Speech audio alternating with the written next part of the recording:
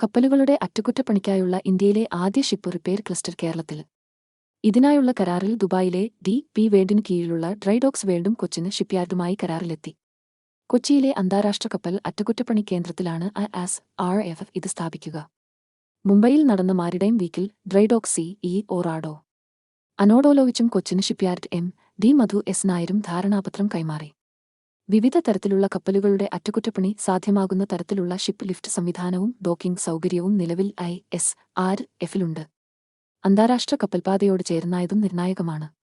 ഇവിടെ ship repair cluster സ്ഥാപിക്കുന്നതിനുള്ള സാധ്യതകൾ ഇരുകമ്പനികളും പരിശോധിക്കും. കപ്പലുകളുടെ അറ്റകുറ്റപ്പണിക്കുള്ള ലോകത്തെ പ്രധാന കേന്ദ്രങ്ങളിലൊന്നാക്കി കൊച്ചിയെ മാറ്റുകയാണ് ലക്ഷ്യം. ഇതിനായി ഡ്രൈഡോക്സ് വേൾഡിന്റെയും കൊച്ചിൻ ഷിപ്പ്യാർഡിന്റെയും പ്രവർത്തന പരിചയം ഉപയോഗിക്കും.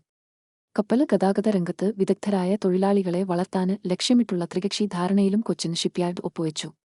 കപ്പൽ നിർമ്മാണറ്റകുറ്റപ്പണി രംഗത്ത് ഉയർന്ന പരിശീലനം ലഭിച്ച തൊഴിലാളികളെ വാർത്തെടുക്കുന്നതിനായി Drydocks World, centre of excellence in maritime ship building എന്നിവരുമായാണ് ധാരണ. കപ്പൽ നിർമ്മാണത്തിനും അറ്റകുറ്റപ്പണിക്കുമുള്ള ആഗോള കേന്ദ്രമായി ഇന്ത്യയെ മാറ്റുക എന്ന ലക്ഷ്യത്തിന്റെ ഭാഗമാണിത്.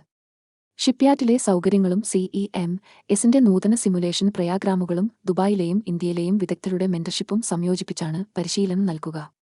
അതേസമയം ഇന്ത്യയിൽ $5 ബില്യൺ ഏകദേശം 44,000 കോടി രൂപ നിക്ഷേപം നടത്തുമെന്ന് കൊച്ചി വല്ലാർപാടം കണ്ടെയ്നർ ടെർമിനലിന്റെ നടത്തിപ്പുകാരായ ഡി.പി. വേൾഡ് 3 പതിറ്റാണ്ടിനിടെ $3 ബില്യൺ ഏകദേശം 26,660 കോടി രൂപ നിക്ഷേപം നടത്തിയതിനു പുറമെയാണിത്.